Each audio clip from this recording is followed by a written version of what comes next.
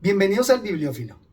Continúo revisando obras de los grandes pensadores y es que me atrajo especialmente la continuidad sobre la obra de Copérnico. Inicié con la colección que me traía la obra original sobre las revoluciones. Luego continué con la otra colección donde se exponía la revolución copernicana por Thomas Kuhn. Y luego continué con el propio Thomas Kuhn en una serie de artículos que están aquí reunidos y que nos indaga sobre qué son las revoluciones científicas. Acompáñenme.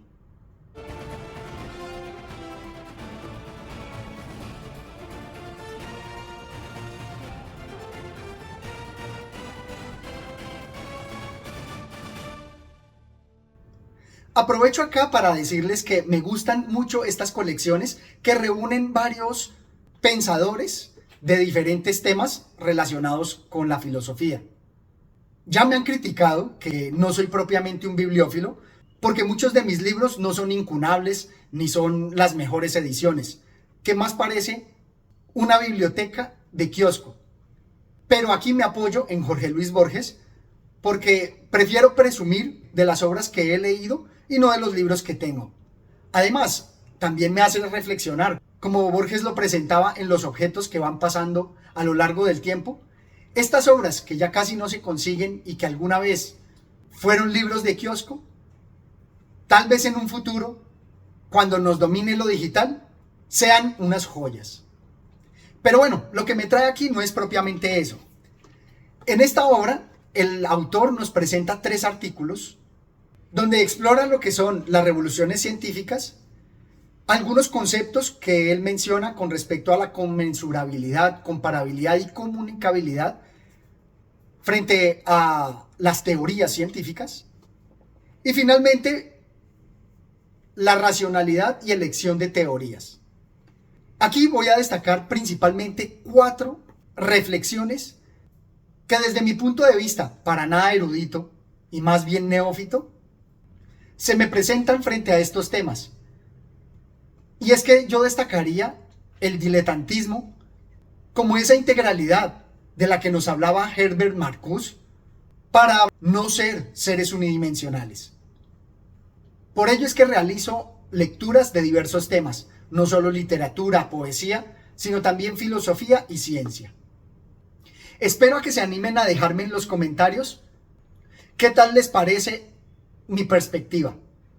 Si de pronto me estoy desgastando, como todo diletante, en diversos temas superfluos y por tanto debería enfocarme en alguno especial, o está bien así abrazar la gran vastedad del conocimiento humano, por lo menos de forma superficial. Ahora sí, entrando en materia, en la obra de ¿Qué son las revoluciones científicas?, él va a conectar con la revolución copernicana y las ideas que se le fueron gestando. Es importante destacar que en la introducción se nos cuenta cómo ha sido la evolución del pensamiento de Thomas Kuhn y cómo él tiene una doble mirada, de historiador y de científico, lo cual me parece un detalle no menor, porque vamos a ver que en la revolución copernicana tenía una perspectiva más histórica, mientras que aquí, al ser más reflexiva, más filosófica, enfocada más hacia la ciencia. Y me parece que es muy importante lo que se nos menciona. De entrada, unido a lo que leíamos en La historia como sistema de José Ortega y Gasset, me gustó encontrar aquí la perspectiva desarrollada por el pensador.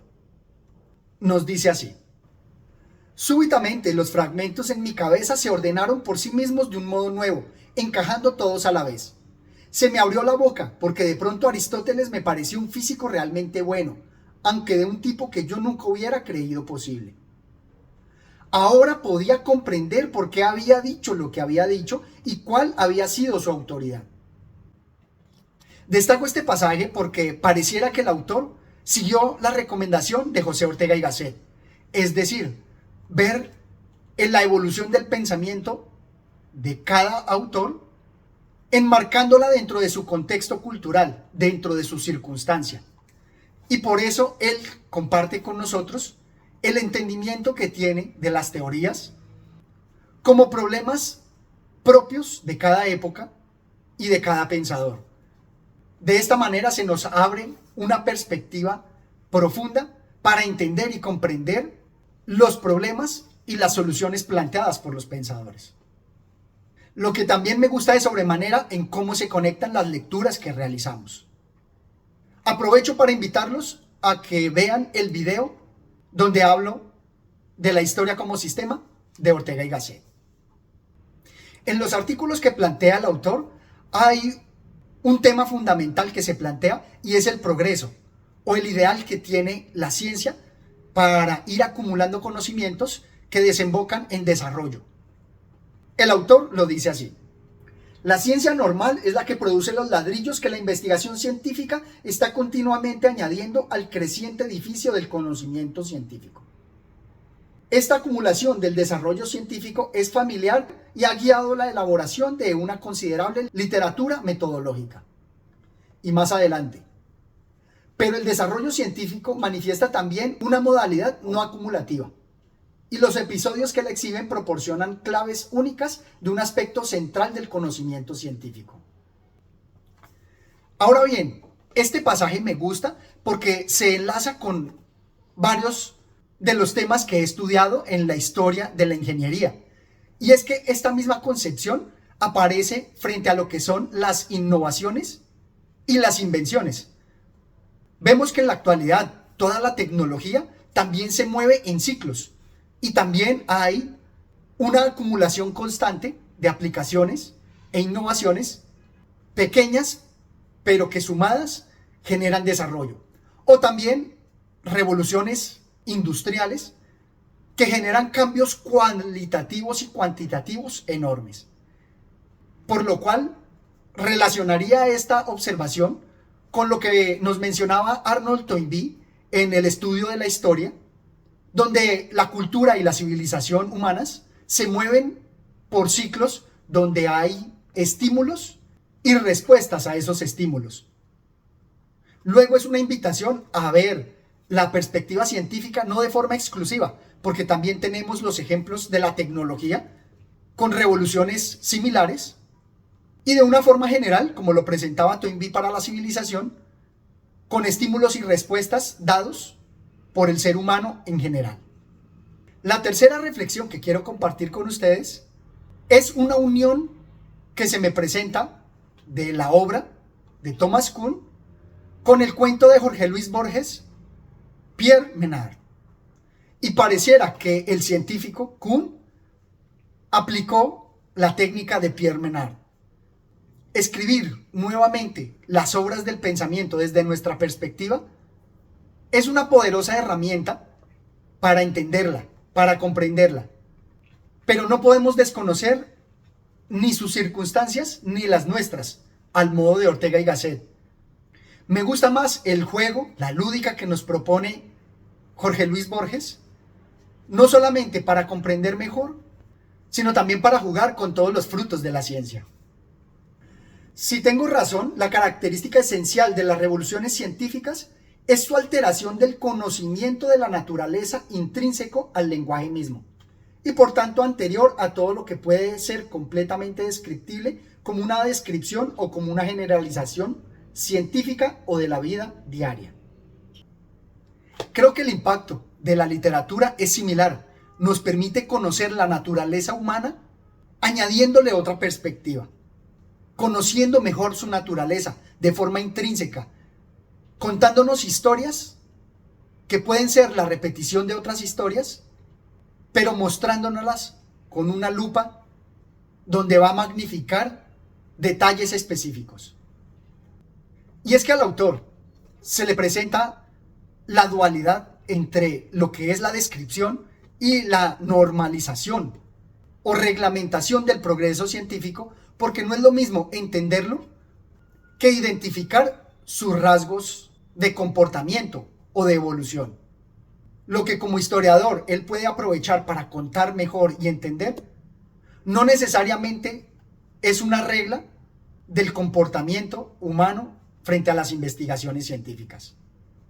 Lo que me lleva a la cuarta reflexión, y es que yo quisiera desacralizar la investigación científica, que normalmente tiene un progreso, frente a otras investigaciones como las filosóficas o literarias, donde no se percibe de manera tan clara, y por eso se ha discernido entre estas actividades.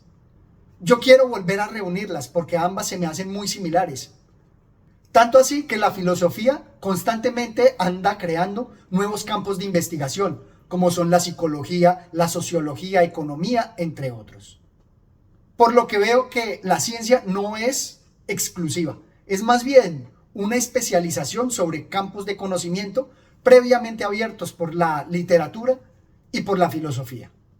Tanto así que quiero mostrar aquí unos ejemplos de cómo las explicaciones de Thomas Kuhn parecen enredarse y no beber de las fuentes primarias. Por ejemplo, esta. En estas circunstancias, Gavagai permanece como un término indígena irreductible que no puede ser traducido al castellano. Aunque las personas que hablan el castellano pueden aprender a utilizar el término, cuando lo hacen están hablando la lengua indígena. Estas son las circunstancias para las que yo reservaría el término inconmensurabilidad. Y es que el pensador, cuando nos empieza a hablar de la comparabilidad que hay entre sistemas científicos y teorías, llega al concepto de lo inconmensurable que se puede dar como si fueran dos lenguajes diferentes. Pero creo que en la historia ya se dio esa comparabilidad. Cuando hubo el descubrimiento de América, pasó así con todas las nuevas especies de animales y plantas que se encontraban en el Nuevo Mundo y no tenían un equivalente en el Viejo. Se tuvieron que adoptar todos esos nombres, tal como los describían los indígenas, y enriquecer de esta manera el lenguaje de los europeos.